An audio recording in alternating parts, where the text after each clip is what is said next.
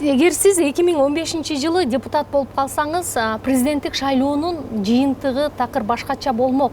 Мындай ойду сиз айтканыңызды эсиме түшүп атат да. Муну менен сиз эмнени айткыңыз келди эле? Деги эле коомдук саясий кырдаалга, парламентке таасириңиз канчалык болот эле анда? Эгерде мен депутат болуп калсам, өзүңүздөр деле жакшы билесиздер, парламенттеги саясий күч бөлүштүрүү, таасир башкача болбок. Бул анык эле. Себеби дегенде мен өзүмдү мындай бир кыйын адам деп эсептебейм. Бирок ошол эле мезгилде менин саясаттагы кайсыл бир деңгээлде таасирим бар жана күчтүү экендигин мен билем. 120 кишиге бир кишинин таасири тиймек деп ойлойсуз? Эми 120-сынын баарына тийбесе дагы кайсыл бир деңгээлде, кайсыл бир багытты өзгөртүүгө таасир тиймек. Эгерде ошол парламенттин арасында Адахам Адымаров болсо, Акматбек Келдибеков болсо, жана башка ушундай белгилүү саясатчылар болсо, сөзсүз түрдө парламенттеги кабыл алынган чечимдер, парламенттеги кайсыл бир деңгээлдеги парламенттин аброю башкача болмок. Мен бир мисал келтирейин. 2012 жылы 3 октябрда мен камакка түштүм да. 2010 жылы 10 октябрда мен шайланып келгем. 2 жылга жетпеген убакытта иштедим да парламентте. Ошол маалда бизге парламентке көптөгөн мындай орчундуу, өтө татаал мыйзамдарды алып келишкен да. Мисалы, ТЭЦ боюнча. ТЭЦ боюнча мыйзам бир нече жолу келген мен иштеп турганда. Бирок ошол жердеги фракциянын лидери катары, ошол жердеги саясатчыларга, ошол жердеги депутаттарга таасирим бар адам катары муну мен өткүзгөн эмесмин. Биз ар дайым кайтарганбыз. Негизги эле маселени айтканбыз биз. Техника экономикалык аныктамасын алып келгиле. ТЭОну алып келмейинче, ТЭОго биз убедиться этмейинче, ТЭОнун бизге мамлекетке туздөн туз пайдасы тиет экенин билмейинче биз кабыл албайбыз деп мен бир нече жолу кайтарткам. Бул бир. Ал эми бизди камагандан кийин бул маселе өттүбү? Жөн эле шу өтүп кетти. Бул маселе өтүп кетти. Бизди камагандан бул маселе өтүп кетти. Экинчи маселе, мына бул альтернативалык жол тууралуу. Ошо альтернативалык жол тууралуу маселени алып келгенде биздин ал маалдагы баасына биз ичибиз чыккан эмес. Бул туура эмес деп. Бул жолду курууга мынча акча кетпейт. Бул туура эмес. Муну кайрадан эсептеп келгиле деп аны да биз өткүзгөн эмеспиз. Так, жана мына ушундай көптөгөн нерселер, көптөгөн мыйзамдар, мына бүгүнкү күндө ошонун негизинде 2 премьер-министр отурат. Шаардын мэрлери отурат түрмөдө. Көптөгөн министрлер отурат түрмөдө. Ушулардын бардыгы отурбай калмак.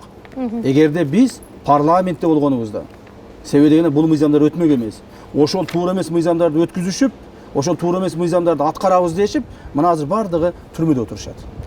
Өзүңүз айткандай, 2012 жылы Кумтөрдү мамлекеттештирүүнү талап кылып 3 депутат камалып митингге чыктыңыздар эле, анын бири сиз болдуңуз. Анан азыр соңку мына андан бери 8 жыл өттү, бул Кумтөр маселеси экономикалык маселеден саясий маселеге өтүп кетти. Азыр чечилиши да кыйын болуп калды көрүнөт. Депутаттардын күчү жетпей атабы же эрки жетпей атабы түшүнүксүз. Кандай ойлойсуз? Бул акыры барып эмне менен аякташы мүмкүн? Биз ошондо кайсыл бир деңгээлде, мен дагы айтканым, парламентте бир кайсыл бир таасирге ээ болуп турганыбызда, биз ушул маселени Садыр Жапаров, Акмат Келдибеков болуп, раз навсегда чечип коелу деген маселени көтөргөнбүз да. Биз ушуну сүйлөшкөнбүз. Ошонун негизинде Садыр Жапаров мамлекеттик жогорку кеңеш түзүлгөн комиссияны жетектеп, көптөгөн былыктарын алып чыгып, уже мына чечимди кабыл алабыз. Уже Кумтөрдү биз мамлекетке өткүзөбүз. Жана ошол жердеги иштелип чыгып аткан алтындын бөлүштүрүү схемасын өзгөртөбүз деген маалда мына бизди камап салышты да. Камап салышты. Ошондон бери эле алганда ошол система азыр иштеп келатат. Бери эле алганда жылына эгерде бир 17-18 тоннадан алтын алып чыгып кеткенде Кыргызстанда 8 жылда канча алтын алып чыгып кетти? 100 тоннадан ашык, 120 тоннадай алтын алып чыгып кетти 8 жылда. Биз ушуну алып чыктырмак эмеспиз. Биз муну алып калмакпыз мамлекетке. Алып калмакпыз. Эми ошону азыркылар деле, буга чейинкилер деле тебей атпайбы? Тебей атпайбы? То есть бул кумтөрдүн маселеси өтө жаңжалдуу экендигин. Эгерде биз буга тийсек кумтөр токтоп калат, биздин бюджетке акча түшпөй калат. Бюджетке акча түшпөй калат. Анан кийин биз ушундай болуп калабыз, деп эле коркуп келишет. Андай эмес. Анда биз кыргыздын алтынын, кыргыздын байлыгын алып чыгып кетип аткандарга ачык эле шарт түзүп берип атпайбызбы? Бюджетке акча түшпөсө дагы 1 ай түшпөр, 2 ай түшпөр, 6 ай түшпөр. Биз ошону башка эмелер менен, мына источниктер менен, булактар менен толуктап атабыз го. Мына азыр деле акыркы 5 айда 500 миллион долларга жакын биз акчаларды алдык ар жерден. Биздин билгенибиз, а билбегенибиз кээ бирлер айтат 700 миллион алдык деп атат. Акыркы эле мына 5-6 айда. Демек, муну биз ошол кумтөр иштебей калат, кумтөрдөн бюджетке акча түшпөй калат дебестен конкреттүү түрдө чечишибиз керек эле. Бизге кумтөр алып чыгып кетип аткан, иштеп таап аткан алтынды алтын бойдон берсин.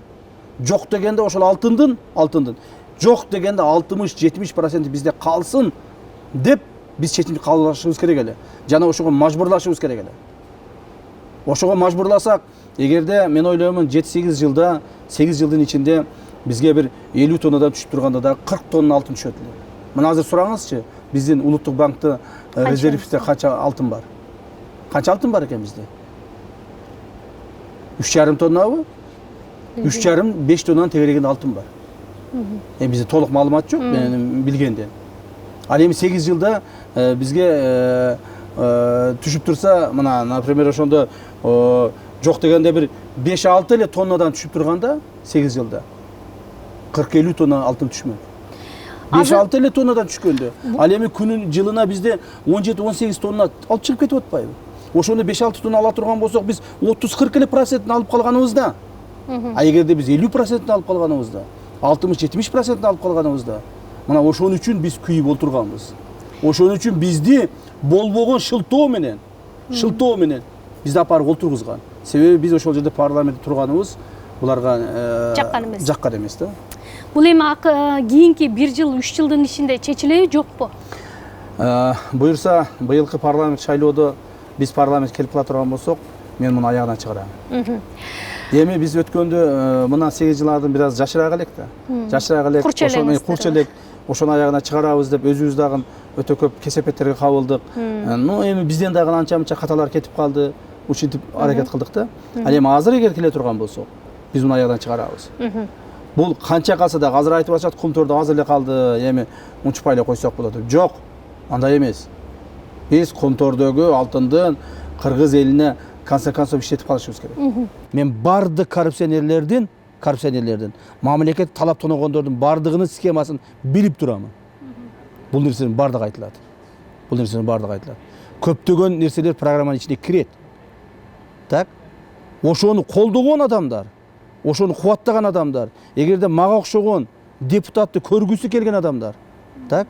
Мага окшогон адам премьер болуп калса, мага окшогон адам спикер болуп калса, мага окшогон адам бир министр болуп калса, ушул элге кызмат кылат эле деп үмүт кылган адамдар болсо колдойт. Ошондуктан ойлоймун, биз азыр программаны өзгөчө түзүп атабыз. Мамлекеттен ушуга чейин деле эч нерсе алган эмесмин. Мындан кийин деле эч нерсе салам деп ойлобоймун. Мен бул нерсени ар дайым айтып келем, дагы да айтам, ушул нерсе менин лозунгум болуп калыш керек, балдарымдын да лозунгу болуп калыш керек. Бул эмне? Мен мамлекеттен бир сотук жер алган эмесмин. Же мамлекеттен бир кирпич приватизация кылган эмесмин. Так? Бул менин мүмкүнчүлүгүм жогуна жараша болгон эмес. Менде өтө чоң мүмкүнчүлүк болгон. Бирок ошону пайдаланган эмесмин. Эмне үчүн? Атайылап. Себеби бул турмуш деген ушундай, мени көрбөй калды деп взятка алгандар толтура. Мени билбей калды деп коррупция кылгандар толтура.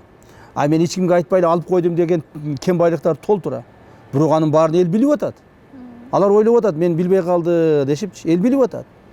Мына азыркы күндө биздин коомубузда бир дагы адам мени коррупционер деп айта албайт. Бир дагы адам мени мамлекеттик менчиктештирген же мамлекетке зыян келтирди деп айта албайт. Себеби мен принцибим ошондой. Жашоо принцибим ошондой. Бирок негизинен акыркы күндөрү мен ушул акыркы 2 жылда бизнеске деле көп көңүл бурбай калдым.